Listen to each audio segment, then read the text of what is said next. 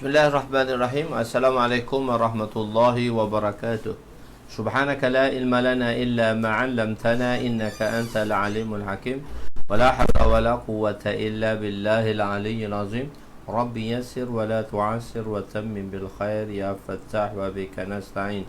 Nahmaduhu wa nusalli wa nusallim ala rasulihil karim wa ala alihi wa ashabihi al-fatihina بهديهم إلى الحقيقة المجادة أما بعد أعوذ بالله من الشيطان الرجيم بسم الله الرحمن الرحيم والعصر إن الإنسان لفي خسر إلا الذين آمنوا وعملوا الصالحات وتواصوا بالحق وتواصوا بالصبر صدق الله العظيم وقال النبي صلى الله عليه وسلم لا يؤمن أحدكم حتى يحب لأخيه ما يحب لنفسه وقال النبي صلى الله عليه وسلم نظر الله امرأ سمع مقالتي فوعاها ثم أداها كما سمع رب مبلغ أو آمن سامع أو كما قال عليهم الصلاة والسلام. Ya, malam ini kita berada di muka surat berapa? 380 ya. Nubli 380 dalam jilid ketiga kita. Masya Allah, kita dah habis jilid 1, kita dah habis jilid 2, dan kita dah habis jilid keempat secara daurah. Dan sekarang kita hampir habis jilid ketiga pula. Masya Allah, jilid ketiga kita hampir habis jilid ketiga. Ada lebih kurang 100 muka surat lagi lah, lebih sikit-sikit. Dalam 4-15, dalam 10 kali lagi ke pertemuan kita, insya Allah kita akan selesailah mungkin pada akhir bulan 3 ke, adapun pertengahan bulan 3 ke, kita akan mulakan jilid kelima. Sebab jilid keempat dah habis, jilid kelima pun kita siyam, kita puasa akan habis nanti satu kali lagi daurah.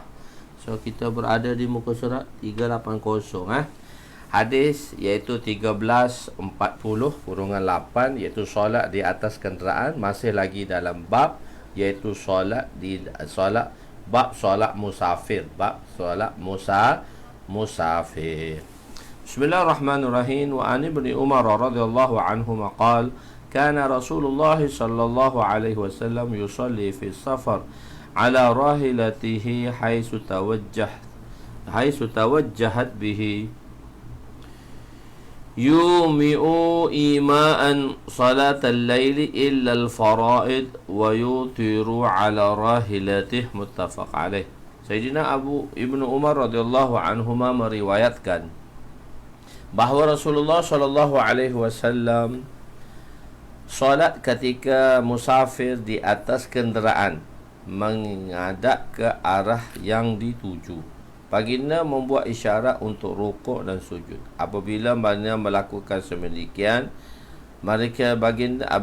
baginda melakukan sedemikian pada solat malam dan solat fardu. Baginda menunaikan solat witir di atas kenderaan, muttafaq alaih.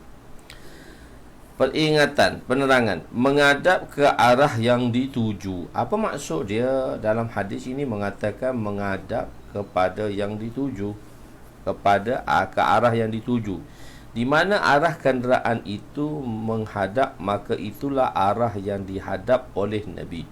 Akan tetapi jika kita solat di atas kenderaan, sebab hadis ini datang dengan pendek dan riwayat Bukhari dan Muslim, tapi hadis ini kan dia banyak hadis-hadis yang didatangkan. So hadis-hadis itu dibincangkan satu persatu, dan kita tidak boleh hanya kita melihat kepada satu hadis sahaja dan kita terus beramal dengannya sebagaimana hadis itu, walaupun hadis ini Bukhari dan Muslim, muttafaq alaih. So kita perlu faham konsep dia, dan kita perlu tengok secara keseluruhan dia, dan kita tu maksudnya ulama-ulama lah. Ulama-ulama mengkaji. Selalu saya menggunakan perkataan kita seolah-olah kita boleh membuat sesuatu. Sebenarnya kita di situ ialah ulama-ulama mujtahid lah. Mereka melihat dari sudut yang berbeza dan dari sudut yang banyak.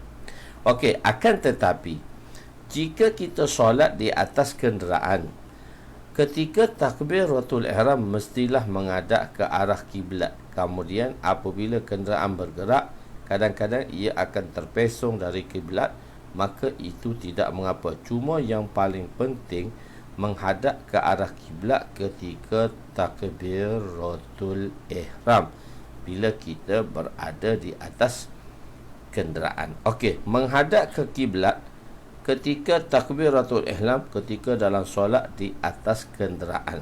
Tengok pendapat-pendapat imam-imam mujtahid. Imam Ahmad, iaitu mazhab Imam Hanbali, dan bersama dengan beliau ialah Imam Sauri, berpendapat mustahab menghadap ke arah kiblat dengan takbir pada permulaan solat.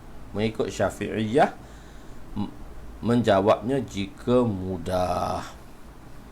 Begitu. Dalam hadis ini hadis ini mengisyaratkan bahawa Nabi solat di atas kenderaan. Solat ini ialah solat nafil. Solat kenderaan ni, di atas kenderaan ni, dia adalah solat nafil. Baginda akan rokok dan sujud dengan isyarat. Isyarat untuk sujud lebih rendah dan berbanding dengan isyarat rokok. Dapat diistimbatkan, maknanya dapat dikeluarkan hukum oleh ulama daripada hadis ini bahawa harus solat sunat di atas kenderaan. Dalam satu riwayat yang lain, Nabi solat fajar, sunat fajar di atas kenderaan. Macam mana tentang solat al-lail illa faraid? Maksudnya baginda melakukan sedemikian pada solat-solat malam, melainkan solat fardu. So solat fardu Nabi tak sembahyang atas kenderaan, Nabi sembahyang di bawah. Sebab dalam solat fardu kita perlu mematuhi syarat dan peraturannya, iaitu kita kena qiyam. Seboleh-bolehnya, bukan sebolehnya, kita kena qiyam. Selagi mana kita mampu, maka kita kena qiyam. Kita tak boleh duduk, misalnya. So perbezaan ni akan berlaku apabila kita solat di atas kapal terbang. Solat nafil, tengok, di atas kapal terbang atau solat atau kapal terbang adalah harus dan sah. Solat nafil di atas kapal atau kapal terbang sah. Wajib menyempurnakan rukuk dan sujud jika mudah. Wajib menghadap kiblat jika mudah. Jika tidak, maka tidak wajib. Adapun solat fardu, kita mesti baginya jika mesti baginya untuk solat dalam perjalanan, sedangkan perjalanan masih jauh, seperti tidak sempat solat di tempat, seperti tidak sempat solat sebelum naik kenderaan dan selepas kenderaan ke destinasi, kerana sudah masuk waktu lain, maka wajib untuk dia solat untuk hormat waktu dengan menghadap kiblat. Padanya ada dua keadaan. Misalnya kita naik dah atas kenderaan, so kita nak sampai tempat tu, kita tak boleh, maka kita kena sembahyang di atas kenderaan tersebut, iaitu sembahyang hormat waktu. Tapi di sini ada dua situasi juga. Jika mampu solat dengan sempurna, rukuk dan sujud, maka pada wajib qada ada ikhtilaf kerana tidak tetapnya di atas tanah. Pendapat muktamadnya wajib qada ke atasnya. Misalnya kita duduk sembahyang kan dalam kapal terbang, biasanya ada tempat sembahyang.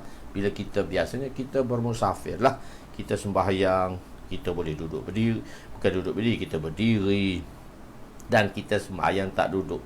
Kalau kita sembahyang duduk, berarti kita sembahyang sudah hormat waktu, so kita wajib qada. Ni masalahnya jika kita mampu dengan menyempurnakan rukuk dan sujud, maka dengan berdiri dan kita mampu rukuk dan sujud dengan sempurna, berdiri lagi, maka adakah dia kena qada atau tidak? Pendapat kata dalam mazhab ni, dalam mazhab kita Syafi'i mengatakan tetap. Dia tidak tetap, maka wajib qada. Jika tidak mampu menyempurnakan rukuk dan sujud, atau tidak dapat menghadap kiblat walaupun menyempurnakan rukuk dan sujud, maka wajib ke atasnya qada tanpa khilaf. Tanpa khilaf. Jadi hak tu kata, yang ada mengatakan tak payah qada dah. Ada mengatakan adanya khilaf, kerana adanya pendapat khilaf, dan biasanya kita mengambil pendapat sudah menyempurnakan. Jadi sebab itu dalam tabung haji dan sebagainya, mereka mengambil keputusan iaitu dengan mengatakan kita sembahyang hormat waktu dan wajib turun dan mengqadanya. Sebab apa kita kata sembahyang hormat waktu? Kerana kan orang kampung, tulis kita telah jelaskan, orang kampung dia tak pernah ambil wudu atas kapal terbang. So kalau 400 orang kampung naik kapal terbang tu pun kerana nak pergi Mekah, nak pergi tunaikan haji saja. Kalau tidak, tak naik kapal terbang, tak kena kapal terbang, tak pernah. Kecuali tuan ni orang KL, naik kapal terbang selalu. Naik kapal terbang tu macam naik kereta je. So, nak balik sikit Kuala Lumpur, KL, Kuala Lumpur, mau seluruh dunia pergi. Kalau kita orang tabligh ni, kita pergi seluruh dunia, naik kapal terbang macam-macam. Ketebang ni lah, ketebang ni lah, ketebang ni lah, macam-macam kita dalam safar. So, at least kita pandailah macam mana nak berwudu, dengan wudu dengan air yang sedikit dan sebagainya, dan macam mana kita nak menjaga wudu. Jadi orang yang tak benar, kalau 400 orang, orang kampung ni,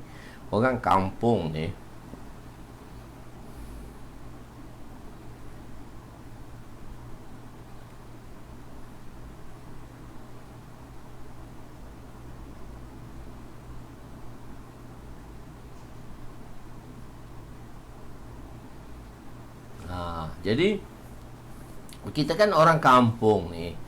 Jadi bila kita orang kampung, bila kita orang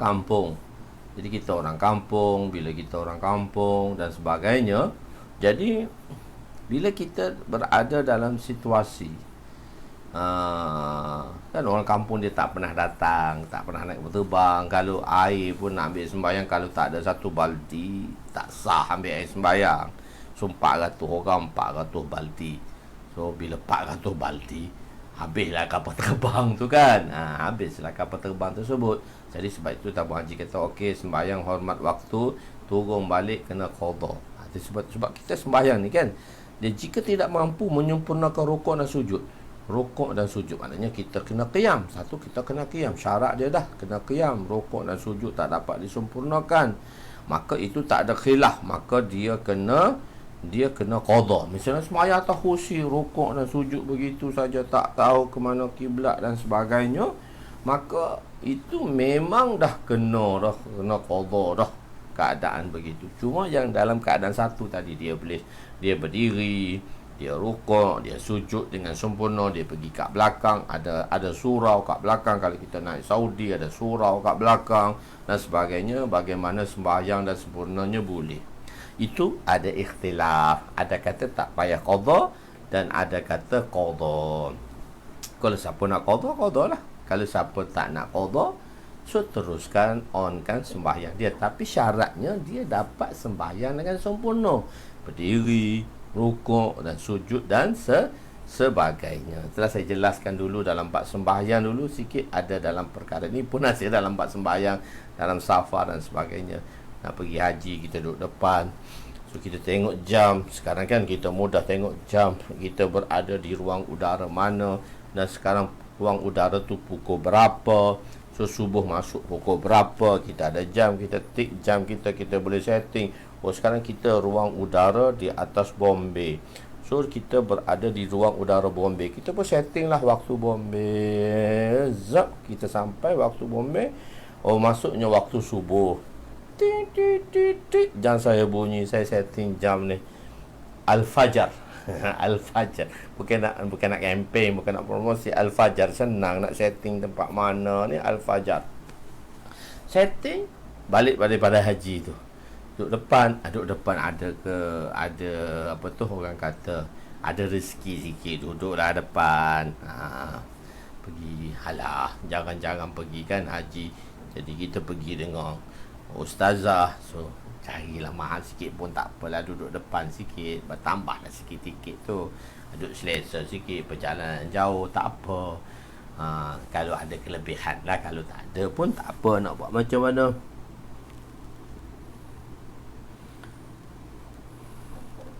Ya, boleh bertanya, tak jadi masalah. Jadi sekarang boleh tak kita solat atas mobil, motor atau kereta? Okey, okey, okey. Hmm. Jadi ulama tu dia berikhtilaf di situ atas kereta. Sebabnya dia kata Imam Abu Hanifah mensyaratkan safar di kawasan luar bandar untuk solat di atas kenderaan. Kalau di bandar maka perlu turun di kenderaan dan solat. Kalau di luar bandar, kawasan tak ada apa, itu dalam. Kalau kenderaan, misalnya kenderaan kita berjalan, kenderaan kan kita boleh berhenti. Motor, kereta ni kita boleh berhenti. Kapal terbang ni dia tak boleh berhenti.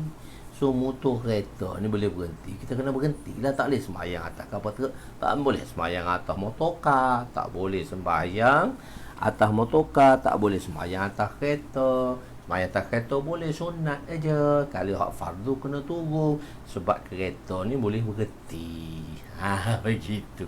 Kapal terbang dia tak boleh nak berhenti, dia kena terus perjalanan dia. Sebab tu kita sembahyang atas kapal terbang. Dan kapal terbang ni dia besar, dia bukan masalah besar, maksudnya dia tak boleh berhenti. Mana boleh berhenti, kena turun sebentar nak sembahyang. So dia duduk atas udara. Kalau dia duduk atas udara, kita tengok di segi maslahah di situ. Dia tak boleh nak turun, dia duduk atas udara 8 jam, 10 jam, 12 jam.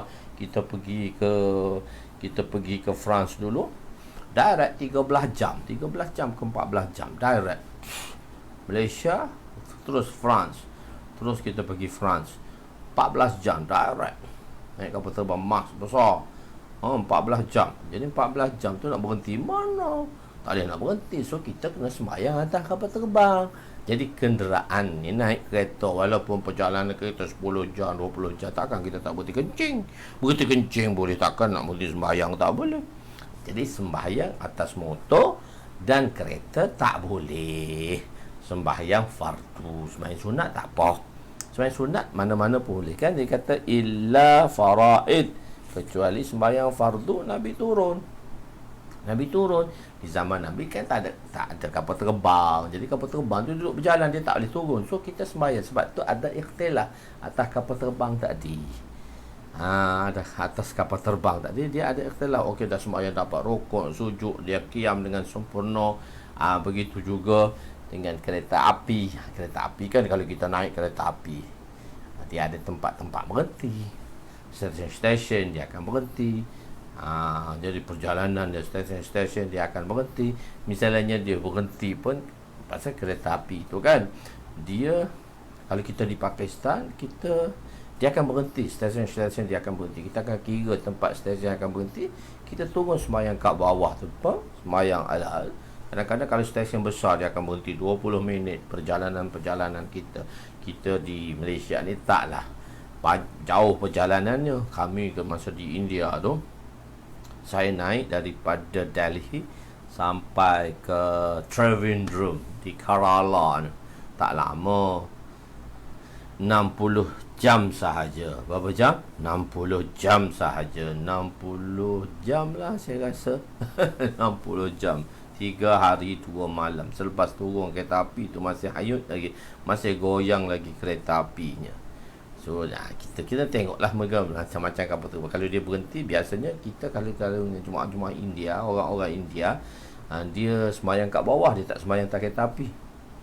Dia tak sembahyang atas kereta api, dia turun kat bawah. Kalau boleh lah, kalau waktu yang dia rasa kereta api tu akan berhenti satu tempat dan membolehkan dia sembahyang, dia akan turun. Kita akan sembahyang dengan jemaah, kita turun, kita sembahyang di bawah, di landasan, di stesen kereta api, di stesen, dan kita naik balik semula. Kita naik balik semula dalam perjalanan kita. So kita tengok situasi begitu. Begitu. Boleh faham saya ingat boleh faham. Solat sunat boleh lah, tak jadi masalah kalau solat sunat tu. Begitu. Kalau solat sunat tu boleh lah, begitu. Kalau solat fardu tak boleh. Kalau solat fardu atas kapal terbang tu, dalam situasi yang di atas tadi, nombor 2. Nombor 1, ada kata dia nak ulang, tak nak ulang, okey. Kalau dia tak nak ulang, sudah tak jadi masalah. Tapi kalau dia tak dapat sempurnakan, dia tak dapat ikut kiblat, dia tak dapat rukuk dan sujud, dia duduk atas kerusi saja sembahyang ramai-ramai duduk atas kerusi, so sembahyang tu tak sempurna, turun dia kena qada balik. Dia sebab atas dasar sembahyang menghormati waktu. Dipanggil sembahyang menghormati waktu. Kita belajar dulu dalam masalah faqidut tahurain, betul-betul dalam jilid 2 mula-mula masail yang kita belajar dulu, faqidut tahurain, iaitu dalam faqidut tahurain, dalam bab kita apabila tidak ada dua alat bersuci. So kita panggil sembahyang menghormati waktu. Sembahyang menghormati waktu apabila tidak ada alat bersuci. Anda boleh faham kan? Jadi begitulah. Jadi ada orang kata tak boleh kena sembahyang balik. Tak, okeylah, dia kata dia nak sembahyang. Okeylah, tak jadi masalah. Tapi qaul muktamadnya wajib qada juga. Memboleh kena qada juga ke atasnya. Itu qaul muktamad lah. Tapi kalau kita nak teruskan, tak apa, tak jadi masalah. Teruskan. Ada kata pendapat boleh, ada orang dia kata teruklah macam tu ustaz, kita kata qada selalu. Okey, jalan saja.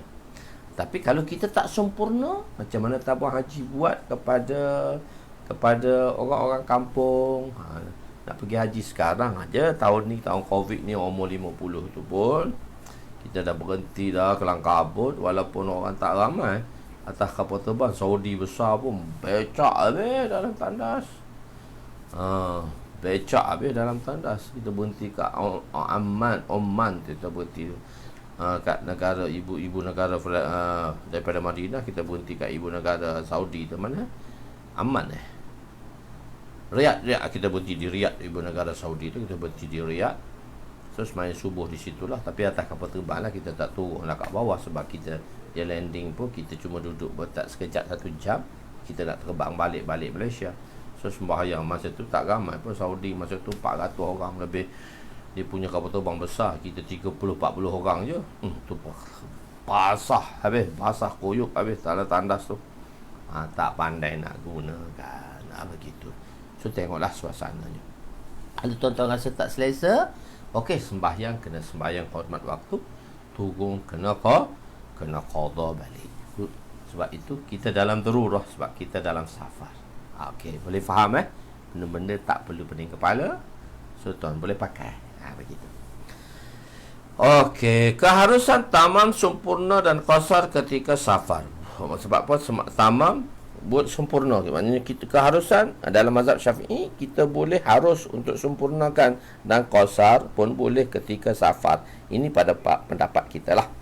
Pendapat Imam Syafi'i tak boleh, dia kena qasar tu, dia tak boleh sempurna kecuali dia ikut imam muqim.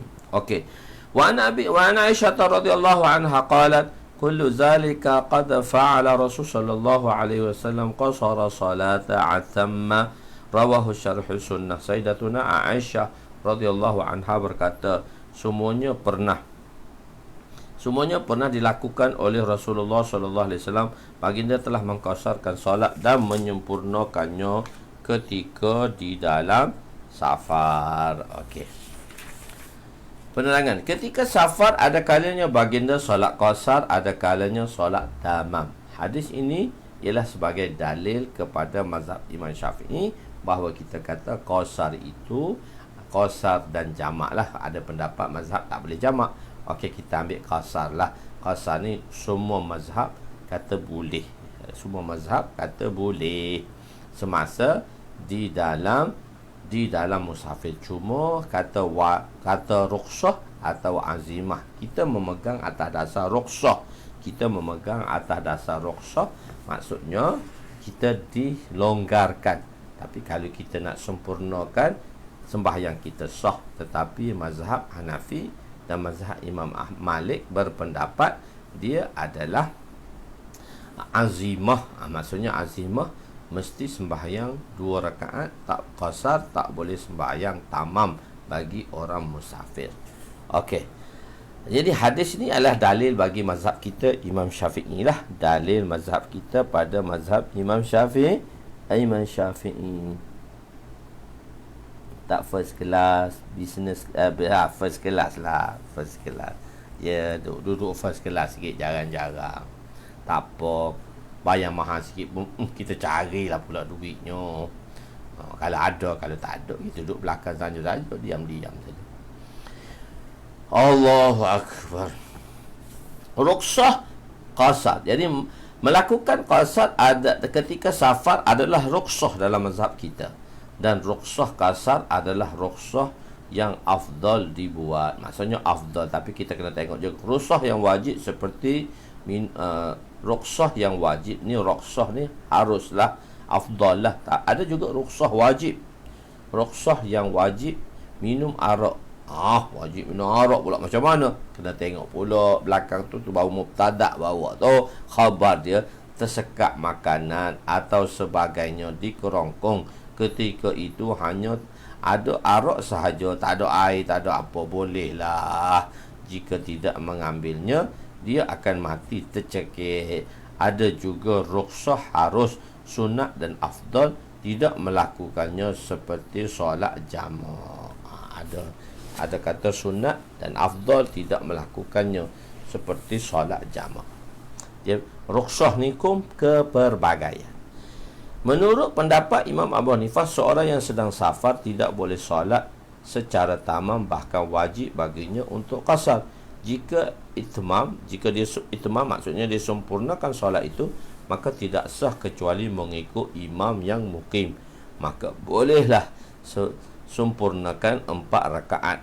Jika seorang itu mukim dan mengikut imam yang musafir yang melakukan solat tamam 4 rakaat, maka menurut mazhab Syafi'i solatnya sah sebab boleh. Tetapi mengikut pendapat mazhab Hanafi tidak sah dan perlu mengulang semula jika dia telah mengetahui keadaan imam itu yang wajib qasar.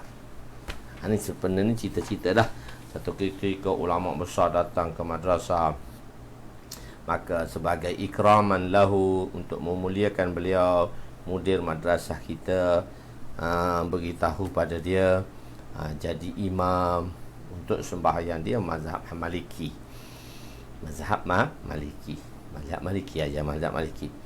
So jadi imam sembahyang asar sebagai ikraman lahu, dia pun naiklah sebagai kita. Sepatutnya dia tak boleh jadi imam, sebab dia imam ni ialah orang yang mukim dan orang tempatan. Kita orang baru pendatang tak payah, tapi sebagai kita hormat pada dia, so sembahyang kita persilakan. Dia pun naik, dia sembahyang 4 rakaat. Sedangkan orang tahu semua mazhab belakang tu mazhab Hanafi. Kita Syafi'i ni okey ya, kita on sembahyang kita. Dia sembahyang 4 rakaat. Imam tadi sembahyang 4 rakaat, dia tak perasan. Kadang-kadang orang ni dia tak, walaupun dia alim, kita tak menafikan kealimannya. Kadang-kadang benda tu jarang berlaku, dia jarang buat. Jadi bila benda-benda yang jarang berlaku dan jarang buat, yang jarang dilaksanakan, walaupun kita alim, kadang-kadang kita terlupa. Kita nak raikan orang belakang, sebab raikan orang belakang tu penting, sebab dia mazhab Hanafi, kita mazhab lain. Mungkin perbuatan yang kita buat dia tak sah bagi dia, so dia tak sah lah sembahyang dia. So kita kena raikan dia. Begitu. Jadi kemungkinan tu banyak. Jadi okey, dia pun sembahyang, ustaz tadi, ulama tadi, syekh tadi pun sembahyang 4 rakaat asar. Jadi tapi ulama-ulama, masya-Allah, mufti, saya ingat lagi mufti, siapa lupa dah. Mufti kata bila dia dah wirid, apa semua doa, lepas doa tu mufti sahab kata isyaratkan dia begitu cepat. Satu mufti setiap madrasah kan dia ada mufti dia. So mufti kata cepat sikit. Cepat sikit. Mufti Jamal kan Ghaliban masa tu. Cepat sikit, larikan dia. Maksudnya dia sudah tu larikan dia. Lepas larikan dia dan dia turun daripada tempat tu, Pak Mufti pegang speaker, Mufti bagi iklan. Siapa yang sembahyang 4 rakaat kena ulang balik solatnya, sebab imam tadi adalah musafir bagi mazhab musafir. Walaupun bagi mazhab dia sah, walaupun dia sembahyang tamam, tapi dia musafir bagi kita dan kita tahu dia musafir, dia tak boleh tamam, dia kena qasar. Maka kena sembahyang balik, ulang balik, i'adah balik. Mufti tu kata ulang balik sembahyang tadi. Ulang balik sembahyang tadi. Ada orang yang turun awal. Mufti pun kata, siapa yang turun awal kawan-kawan dia dan dia tahu, beritahu balik orang tu, ulang balik solatnya. Tengok ra'inya, dia tak iklan masa kawan tu ada di situ. Sebab apa? Kawan tu kata tadi suruh aku jadi imam, lepas tu iklan kata sembahyang tak sah pula. Jadi tengok begitu sekali murninya, walaupun ada perbahasan, walaupun sembahyang tu tak sah bagi mazhab mereka, tapi atas dasar maslahah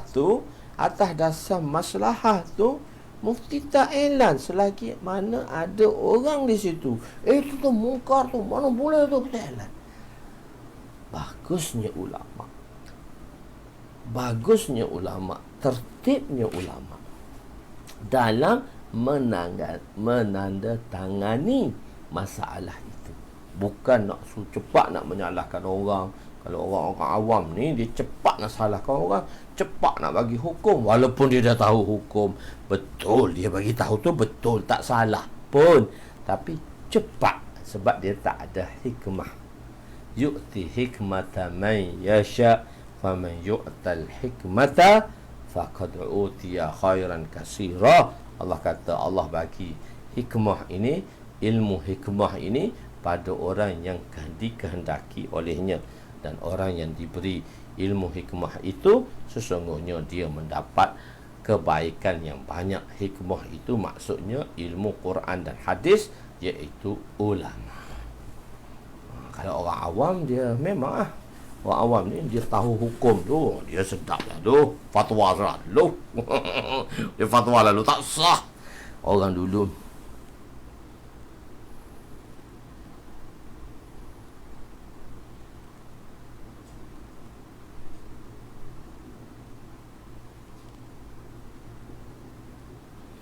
ya boleh.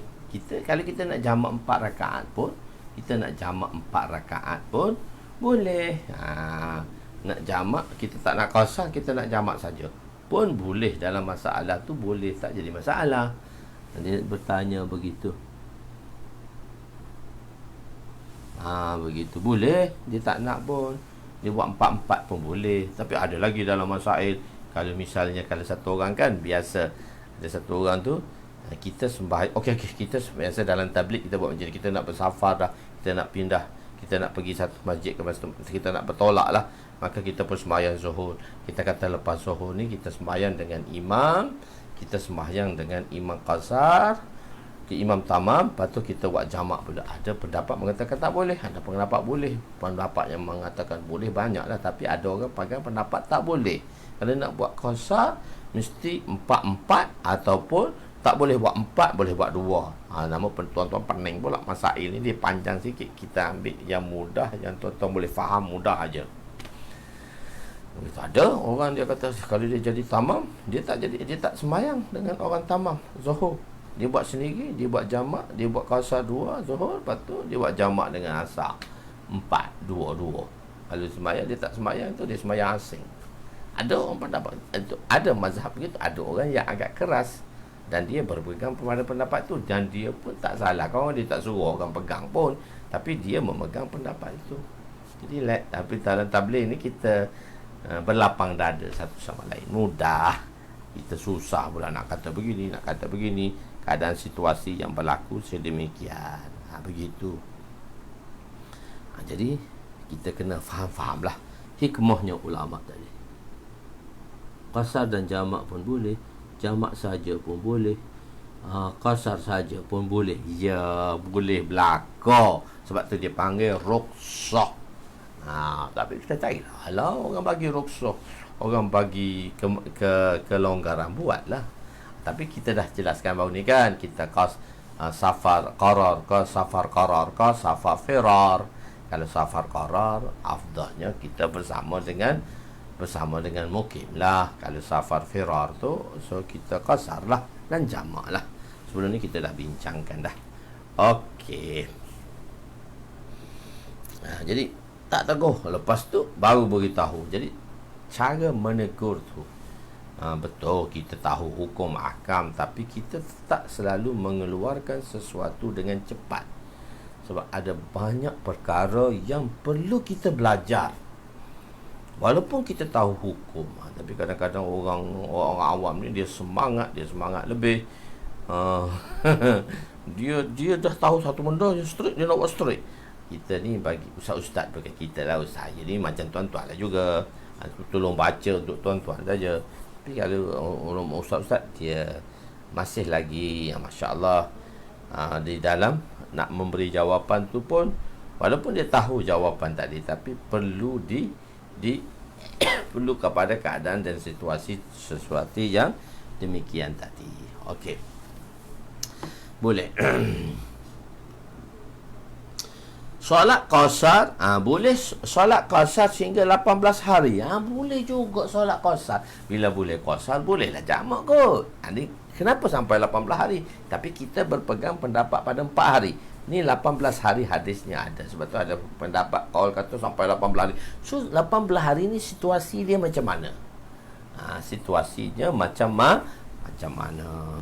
Bismillahirrahmanirrahim. Wa an Imran bin Husain radhiyallahu anhu qala غزوت مع رسول الله صلى الله عليه وسلم شهدت معه الفتح فأقام بمكة ثمانية عشرة ليلا ولا يصلي إلا ركعة يقول يا أهل البلد صلوا أربعا وإنا صفر رواه أبو داود.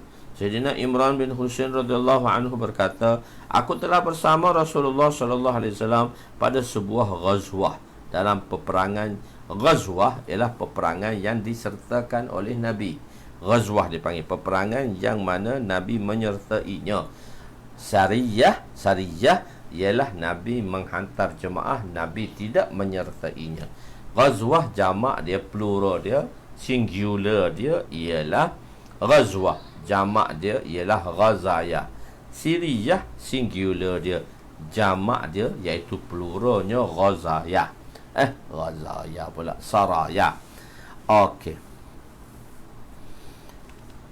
Aku bersama Nabi ketika Fatah. Dia kata aku pun bersama Nabi dalam peperangan masa Fatah Mekah. Masuk Fatah ni Al-Fatah Mekah lah. Fatah Mekah. Baginda telah bermukim di Mekah selama 18 malam bermukim. Maknanya di sini aqama, kita terjemah bermukim secara lafzi lah.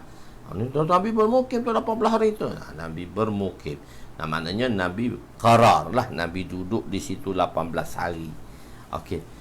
Maka baginda hanya solat 2 rakaat sahaja. Baginda bersabda, wahai penduduk kampung, yakni orang Mekah, 4 rakaat solatlah, 4 rakaat. Sesungguhnya kami ni buat 2 ni sebab kami dalam musafir. Dia kata gitu. Sekiranya musafir tu ingin berada di satu tempat dan menunggu waktu yang sesuai untuk keluar pada bila-bila masa, maka selagi dia duduk satu tempat dan menunggu waktu yang sesuai untuk keluar pada bila-bila masa, selagi itu dia boleh mengqasarkan solatnya walaupun bertahun-tahun. Ini adalah pendapat Imam Abu Hanifah. Maksudnya dia niat dia nak pergi, tapi dia walaupun dia duduk situ, tapi dia niat nak keluar. Bila-bila masa saja dia nak keluar, tapi tak keluar setahun. Sampai setahun pun tak keluar. Maka dia tetap lagi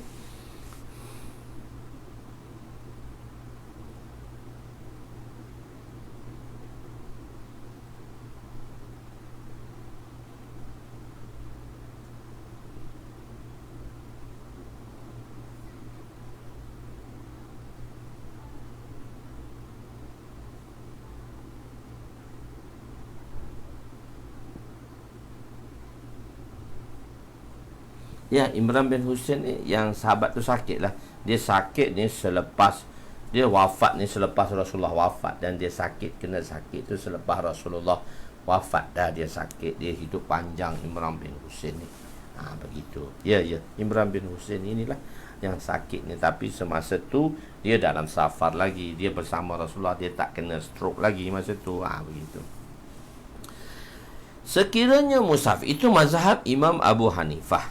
Baginda menetap. Jadi dalam hadis ini baginda menetaplah, maksudnya mukim di situ menetaplah selama 18 hari di Mekah. Mengikut pendapat Imam Abu Hanifah, jika imam itu musafir, maka sesudah solatnya mustahab baginya mengiklankan supaya makmum terus menyempurnakan solat mereka. Di sisi mazhab Syafi'i, orang yang berniat untuk keluar setelah urusannya selesai, maka boleh dikosarkan solat sehingga 18 hari. So dia pergi tu atas tujuan tak sampai 4 hari. Dia nak kata aku nak duduk di sini tak sampai 4 hari, tapi ada, dia kata mungkin esok keluar, mungkin esok keluar, mungkin esok keluar, mungkin esok keluar, mungkin esok keluar. So dia berada agak lama di situ.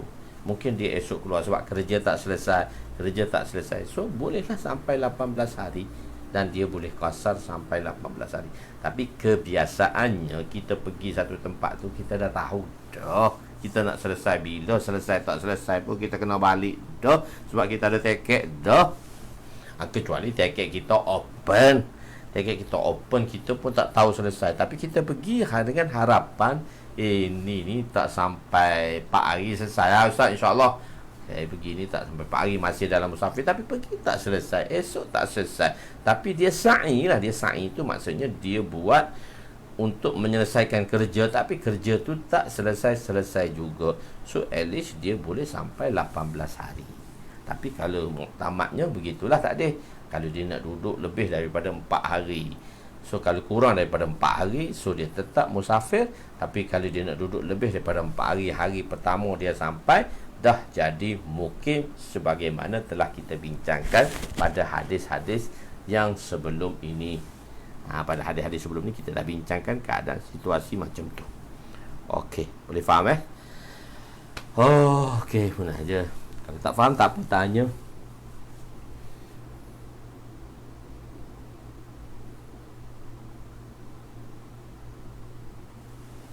So saya kena tengok banyak keadaan situasi nak tanya.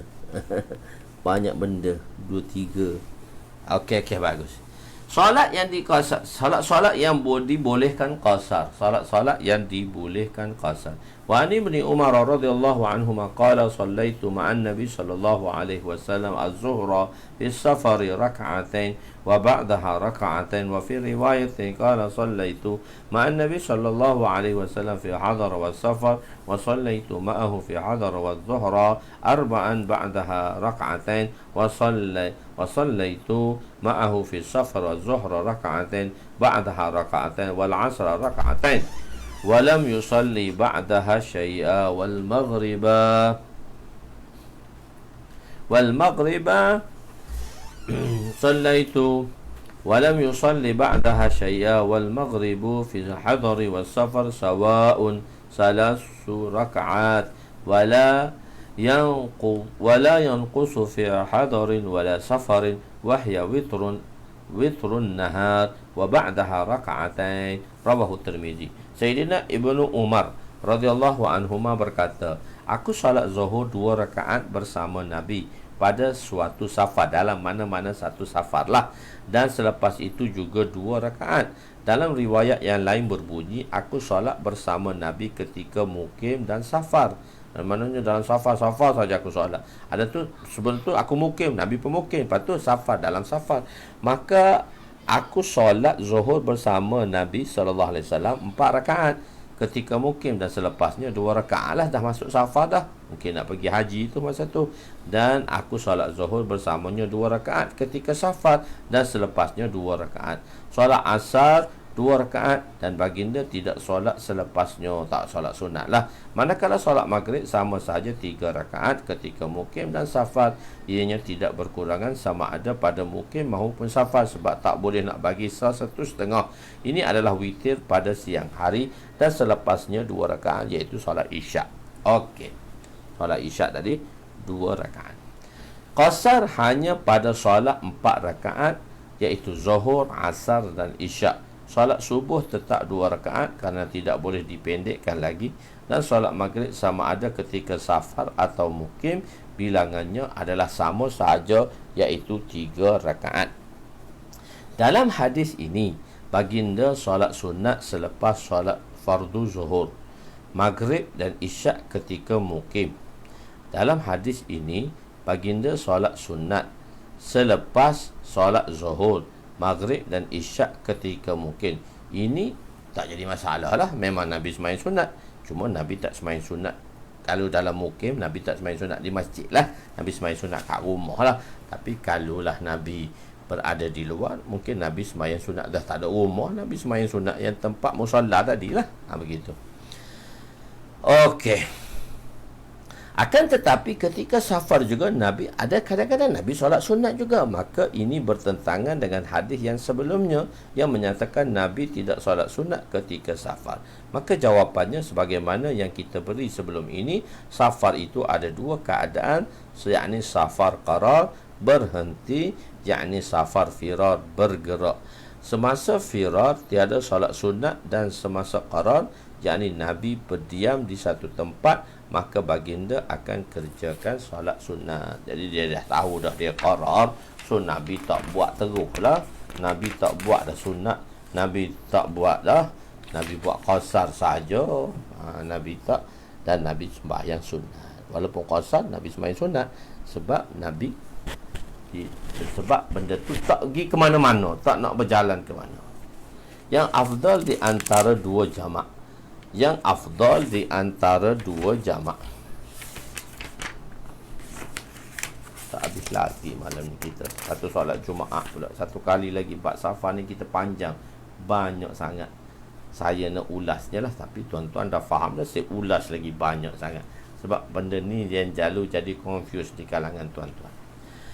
Wa an Mu'adz bin Jabal radhiyallahu anhu qala kana an-nabiy sallallahu alaihi wasallam ghazai fi ghazwati Tabuk idza zaghat asy-syamsu qabla an yartahila jama'a baina az-zuhri wal 'asr wa in irtahala qabla an tazigha asy-syamsu akhara az-zuhra hatta yanzila lil 'asr. وفي المغرب مثل ذلك إذا غابت الشمس قبل أن يرتهل جمع بين المغرب والعشاء وإن ارتهل قبل أن تغيب الشمس أخر المغرب حتى ينزل للعشاء ثم يجمع بينهما.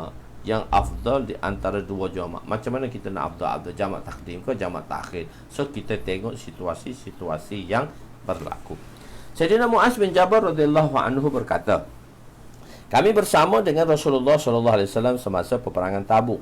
Apabila matahari telah condong sebelum baginda berangkat, baginda akan menjamakkan antara zuhur dan asar. Dan jika baginda berangkat sebelum condongnya matahari, baginda akan melewatkan zuhur sehingga baginda singgah untuk solat asar. Itu jamak takhir. Dan pada waktu maghrib, baginda melakukan sedemikian juga. Apabila matahari terbenam, matahari dah terbenam dah, nak berangkat kan, kadang berhenti sekejap kan, nak berangkat pula, matahari dah terbenam. Okey, Nabi kata kita sembahyang jamak takdim. Baginda akan menjamakkan antara maghrib dan isyak. Dan jika baginda berangkat sebelum terbenam matahari, dan baginda melewatkan maghrib sehingga baginda singgah untuk solat isyak, kemudian baginda menjamakkan keduanya. Hadis riwayat Imam Abu Daud. Sebelum ini telah diterangkan mengenai jamak di antara 2 solat pada hadis yang ke-7. Ni hadis yang ke-12, 1344. Di sisi mazhab Syafi'i, boleh jamak takdim dan takhir. Baginda mengikut kesesuaian keadaan untuk melakukan yang mana satu di antara keduanya. Antaranya, jika baru memulakan safar, maka baginda melakukan jamak takhir. Tapi jika telah lama bersafar, maka baginda melakukan jamak takdim. Dalam suasana di sisi Ahnaf, jamak takdim di Arafah dan jamak takhir di Muzdalifah sahaja boleh. Adapun yang lain tidak boleh menjamakkannya kecuali jamak suri yang telah kita bahaskan pada hadis ke-7. Cara solat sunat di atas kenderaan. Wa an Anas radhiyallahu anhu qala kana Rasul sallallahu alaihi wasallam, hadis ke-1345, iza safara wa arada an yatatawwa istaqbal al-qiblah binaqatihi kabbara summa shalla haisu wajjahu rikabuhu, rawahu Abu Daud. Sayyidina Anas radhiyallahu anhu meriwayatkan bahawa apabila Rasulullah sallallahu alaihi wasallam bersafar dan baginda ingin melakukan solat nafil, baginda akan menghadap ke arah kiblat dengan menunggang untanya lalu bertakbir. Kemudian solat ke arah mana yang dituju. Daripada hadis ini dapat difahami bahawa Nabi ingin bersolat nafil di atas kenderaan, maka baginda menghadap ke arah kiblat ketika takbir tahrima jika tidak menyusahkannya. Jika solat fardu, maka diisyaratkan juga menghadap ke arah kiblat ketika solat atas kenderaan. Jadi solat fardu yang telah kita bincang. Okey. Isyarat, dan sebenarnya solat fardu tu Nabi turunlah. Isyarat ketika rukuk dan sujud ketika solat di atas kenderaan. Wa an Jabir radhiyallahu anhu qala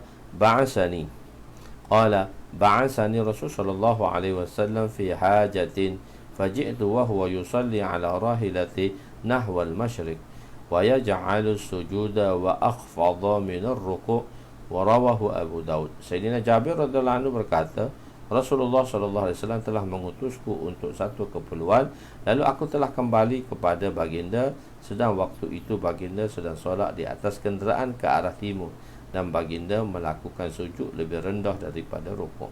Apabila di atas kenderaan ketika rukuk dan sujud, isyaratnya lebih rendah sedikit dengan isyarat rukuk. Hadis yang ketiga, solat tamam ketika safar, iaitu hadis ke-1347. Wa an Ibni Umar radhiyallahu anhuma qala shalla Rasul sallallahu alaihi wasallam bi Mina raka'atain wa Abu Bakr ba'dahu wa Umar ba'da Abi Bakr wa Utsman sadaran min khilafatihi summa innal Utsman shalla ba'du arba'an fa kana Ibnu Umar idza shalla ma'al imam shalla arba'an idza shallaha wahdahu shalla raka'atain, muttafaq alaih. Solat tamam ketika safar. Boleh juga ke solat tamam ketika safar. Sayyidina Ibnu Umar radhiyallahu anhuma berkata, Rasulullah sallallahu alaihi wasallam telah solat 2 rakaat di Mina, dan begitu juga Sayyidina Abu Bakar melakukannya selepas itu 2 rakaat di Mina, lalu 2 rakaat di Mina. Wah, macam tu juga, macam Nabi juga. Baginda juga begitu juga dengan Sayyidina Umar, begitu juga dengan Sayyidina Utsman pada zaman awal pemerintahan beliau, yakni Utsman. Kemudian Sayyidina Utsman melakukan solat 4 rakaat. Sayyidina Ibnu Umar juga apabila dia solat bersama imam mukim, imam di situ, beliau akan solat 4 rakaat, dan apabila beliau solat bersendirian, beliau akan solat 2 rakaat. Di zaman Nabi, Sayyidina Abu Bakar dan Sayyidina Umar bila sampai di Mina ketika musim haji tetap solat qasar. Begitu juga Sayyidina Utsman di awal pemerintahannya masih solat 2 rakaat. Selepas itu beliau solat 4 rakaat. Kemudian kenapa beliau solat 4 rakaat? Iaitu sempurna, sedangkan beliau masih musafir. Kalau di sisi mazhab Hanafi tidak menjadi masalah kerana qasar itu rukhsah dan boleh juga solat dengan tamam. Masalah kita, mazhab kita tak jadi masalah. Yang menjadi masalahnya mazhab Hanafi. Yang menjadi masalah ialah mazhab Hanafi kerana ketika safar wajib qasar, tak boleh qada, tak boleh tamam. Macam mana kisah cerita di dalam seorang maulana, seorang syekh datang ke madrasah dan salat tamam yang menyebabkan orang lain tak sah dalam mazhab Hanafi. Itu yang jadi masalah. So macam mana hadis ini dapat ditakwilkan oleh ulama? Ulama menulis mengenai apakah sebab Sayyidina Utsman mentamamkan solatnya. Tapi masa akhir-akhir hayat dia tu, dia pergi Mekah, dia semaya tamam dah, semaya 4 rakaat dah. Jadi mazhab Hanafi, mazhab Syafi'i tak jadi masalah. Orang ramai hairan dengan Sayyidina Utsman kerana Nabi tidak solat tamam ketika safar. Mafhum hadis dinyatakan, sesiapa yang sampai di suatu bandar dan dia sebagai mutahallil, maka boleh solat seperti orang mukim. Itu mafhum hadis lah.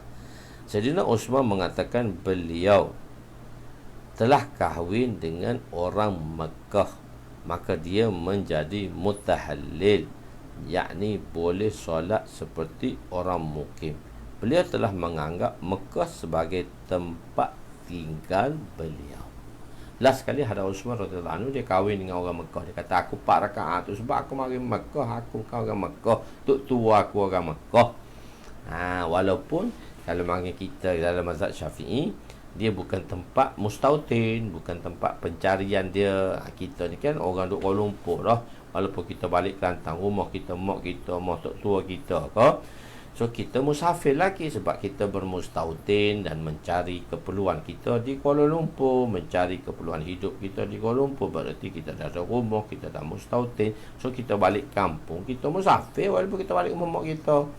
Sebab kita orang Kuala Lumpur dah. Kecuali kita niat nak balik semula kampung. Kita niat, ada niat kan nak balik ustaz? Niat tu nak balik juga, tapi orang tak bagi pula. So minta, dia kata boleh tak 4-5 tahun lagi ustaz nak balik 10 hari sebulan ke kat Kelantan, ke nak curah juga ilmu kat madrasah tu. Dia kata nantilah kita mesyuarat dulu ustaz, boleh balik ke tak boleh balik. Tak apalah, selagi orang nak kita duduk lah. Selagi orang tak nak, tak apa, kita boleh balik. Tak apa, kita ni begitu saja keadaannya. Sebenarnya hadis Aisyah ni panjang perbahasannya dalam hadis Aisyah. Jadi saya tak nak bahaskan hadis Aisyah. Pada hadis 1348, asal bilangan rakaat dalam solat fardu. So kita nak bahaskan sedikit. Walaupun hadis dia pendek, tapi perbahasannya agak panjang dalam 2 muka surat yang saya bahaskan di sini. So kita akan sampai, lepas tu kita solat Jumaat. Kita bab solat Jumaat. Lepas solat Jumaat, bab solat Jumaat. Lepas tu solat Jumaat lagi. Solat Jumaat, panjang solat Jumaat ni, kewajipan Jumaat. Lepas tu bab khutbah Jumaat. Kalau jadi khutbah lah tu imam. Bab solat khauf, macam solat perang. Tu banyak lagi kita ni. Bab solat gerhana dan sebagainya. So kita akan habis dalam bab jilid ketiga. Sebab solat ni panjang. Jilid kedua lebih pada separuh, dan jilid ketiga seluruhnya bab solat. Bab solat ni memang panjang di dalam perbahasan mana-mana pun. Sebab solat tu kan kita dah kata qurratu aini, sama ada qurrah ataupun qarra. Qurra ataupun qarra, dua-dua, penyejuk mata ataupun penyejuk hati. Okey, insya-Allah kita sambung nantilah. Asal bilangan 386, sebab ni agak lewat sedikit. Sepatutnya kita ada tempat-tempat kita boleh pergi laju, ada tempat-tempat kita perlahan. Begitulah perancangan kita. Wallahu alam. Yang baik itu daripada Allah, yang kurang itu daripada kelemahan saya. Aku qauli hadza, astaghfirullahal azim li wa li walidayya wa li jami'il muslimin wal muslimat wa lil mu'minina wal mu'minat al ahya'i minhum amwat bi rahmatika ya arhamar rahimin. Ya awalal awwalin wa ya akhiral akhirin wa ya zal quwwatil matin wa ya rahimal masakin wa ya arhamar rahimin. Allahumma ighfir lana dhunubana wa wassi' lana khalaqana wa tayyib lana kasabana wa kanni'na bima razaqtana wa la tuzhib talabana syai'an sarraftahu anna. Wa sallallahu ala sayyidina Muhammadin wa ala alihi wa sahbihi ajma'in. Walhamdulillahi rabbil alamin. Taqabbalallahu minna wa minkum ya karim. Allahu Akbar. InsyaAllah kita sambung malam esok, tak ada malam lusa lah. So malam lusa, malam Rabu. Sebab tu malam Khamis saya akan buat juga sekali. Di minggu ni 3 kali lah sebelum kita buat daurah pada minggu ni. Kita akan daurah kan. Kita daurah yang ke-18. Kita akan habiskan untuk puasa. Selepas tu daurah ke-19. InsyaAllah kita masuk jilid ke-6, iaitu bab haji, insyaAllah. So kita akan war-warkan sikit-sikit. Minggu ni sepatutnya kena ada iklan. Siapa yang iklan tu, Nobli jangan lupa iklankan untuk daurah minggu inilah. Daurah pada minggu ini kan. Daurah kita pada minggu ini Jumaat, Sabtu, Ahad ni.